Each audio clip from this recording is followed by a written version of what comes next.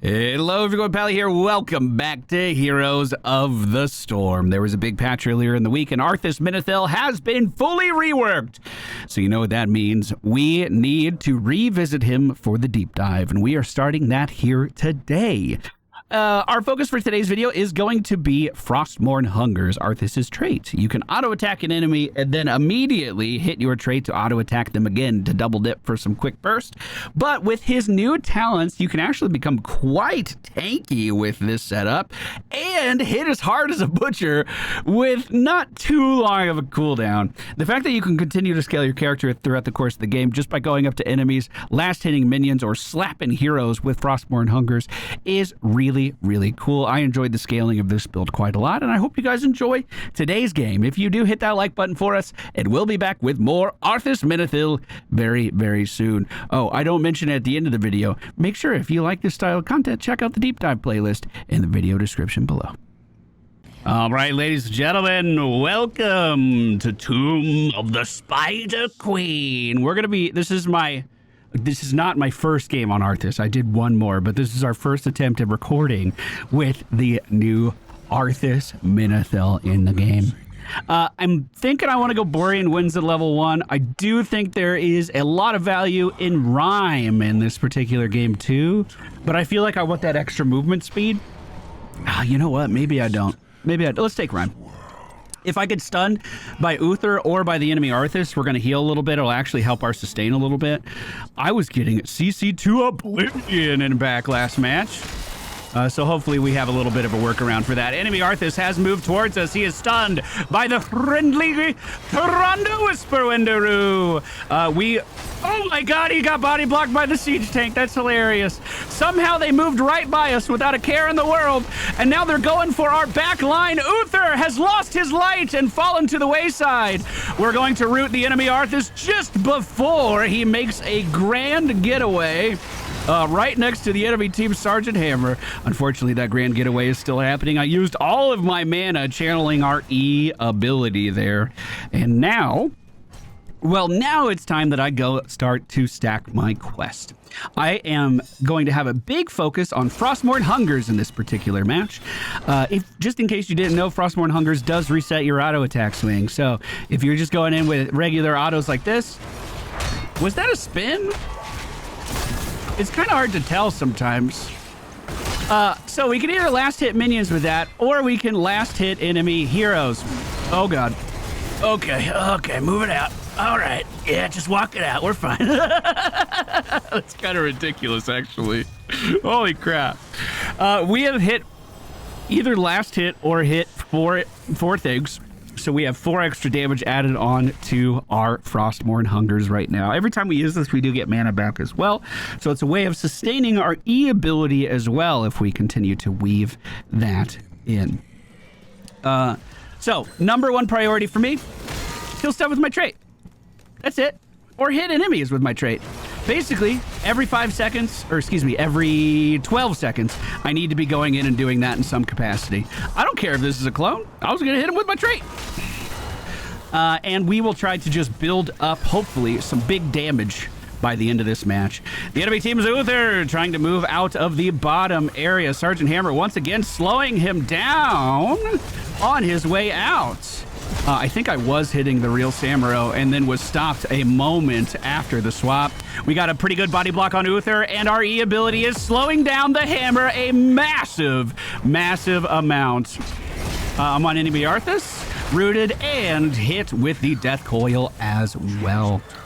Our level 4 talent has been here for a hot minute. Frostmourne Hungers deals an additional 140 spell damage in an area and slows enemy heroes hit by 20% for 2 seconds. Now, we had a theory that you might be able to prep the minion wave and then get multiple last hits with this.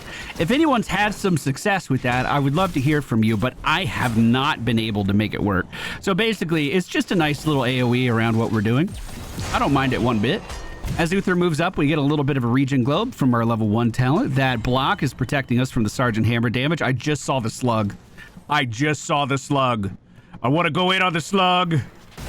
Sergeant Hammer thinking about sieging up in the top lane again. We're just going to move right in without a care in the world. Hit them with our Death Coil and take them down. Fuck! Nice! Healed Tyrande. Thank you. Take him down before they are able to unsiege again. That felt great. Frostmourne Hungers is ready, so we want to use it. Perfect. For another stack. You really do have to pay attention to this for the entirety of the match if you want to see the benefits really start to stack up. I was not giving it enough attention last game, and it felt really, really weak. Enemy team having a Samuro is also going to help us in a pretty big way with that, because if he's sending clones forward, I could just continuously hit those. Even though the enemy team does have an Arthas, and I imagine most of our fucking games are going to have an enemy Arthas as well today, I am still going to go for Rune Tap. It is going to be a lot of extra healing on every third swing I do to an enemy combatant. I'll go ahead and read it down to you. Every third base attack heals us for 5% of our maximum health. Each stack of Frostmourne Hungers increases my maximum health by 10 as well. So we added 130 HP onto the top, just with the damage we have done already with our trait. Enemy Arthas moving towards us. He is slowed by my E ability already. I'm going to try to keep the aggression up here. Self-casting Death Coil onto myself, and then hitting the Samuro clone to give myself another stack of Frostmourne Hungers. I do have a sippy cup ready to go too. I just saw a slug up top. I want to go. I'm paying for my mini-map subscription. I should be able to use it. We're looking at Uther in the back, who does get hit really soundly with that root. We were able to burst him down with the help of Cassia by our side.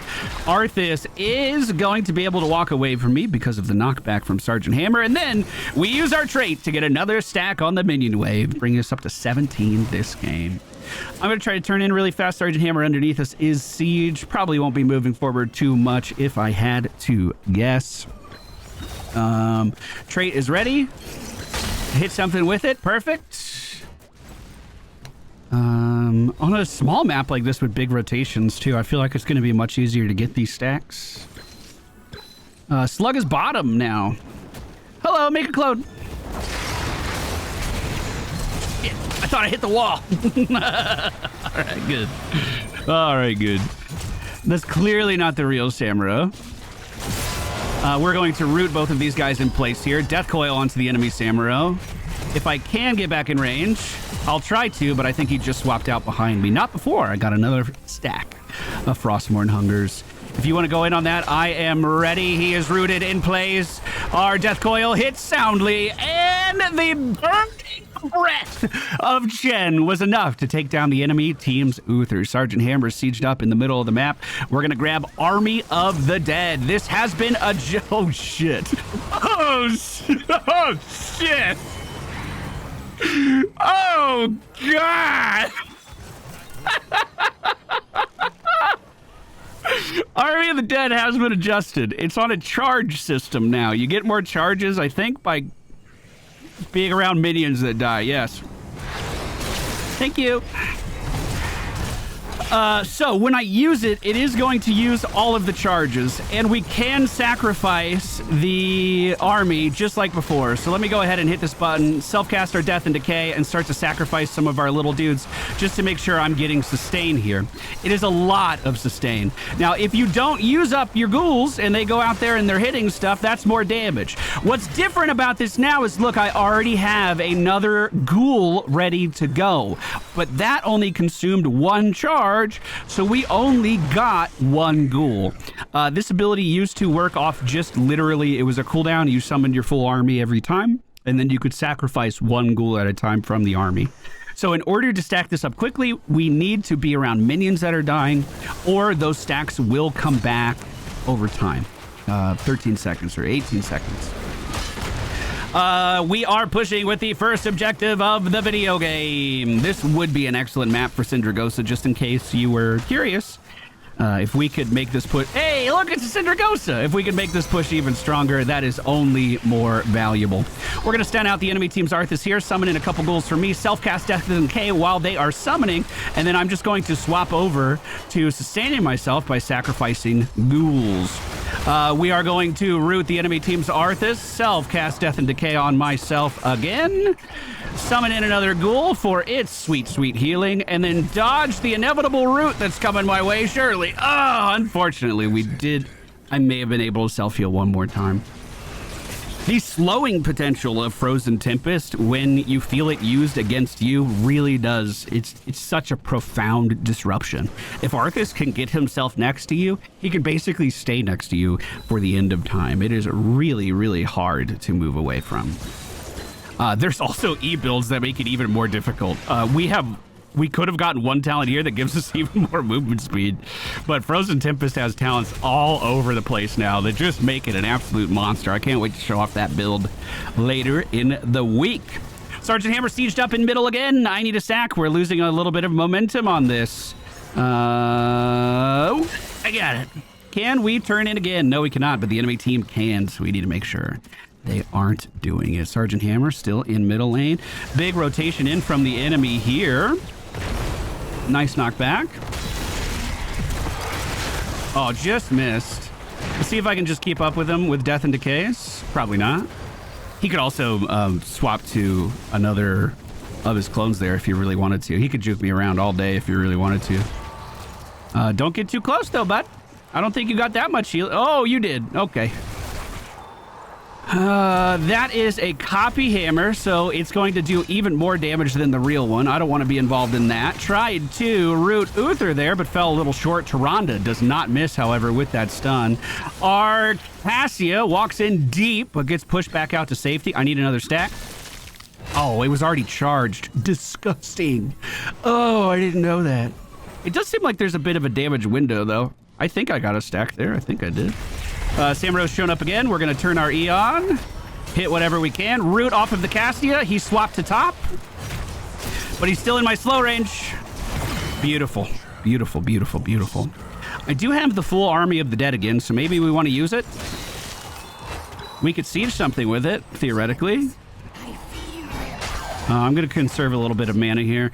Enemy teams. Arthas is down below. We still have 3 charges of our block. We were not hit there. Is this a rotation happening? Rooted. I'm in front of him. Body blocking. Not good enough. Come on, hop over that wall. Thank you, sir.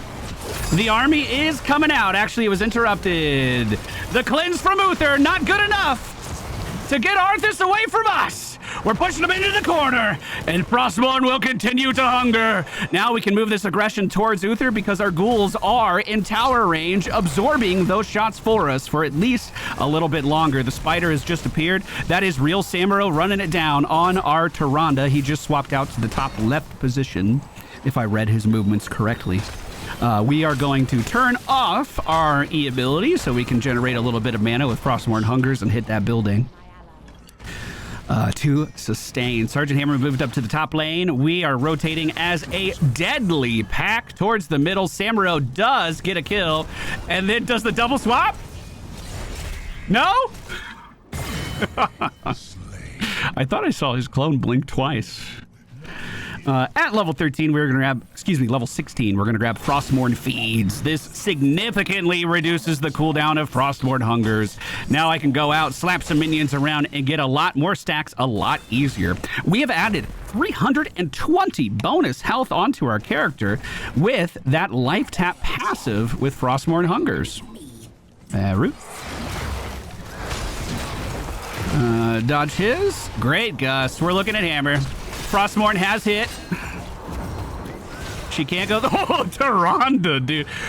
Professor Kaz, my dude. I don't think I've ever seen you on Tyrande before.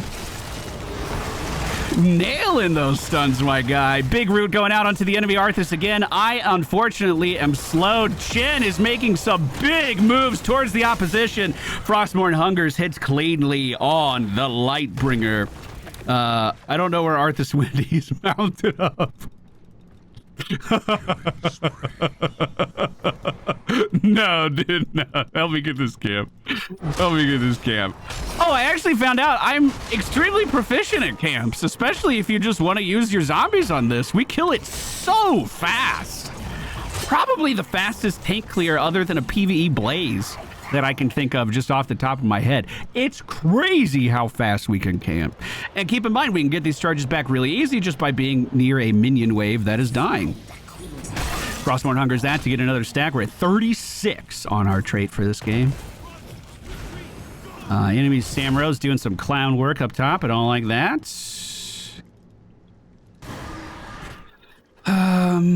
We do need to be mindful that if Arthas is alive, him disabling these buildings and pushing in with Sindragosa is a significant threat that we should not take lightly.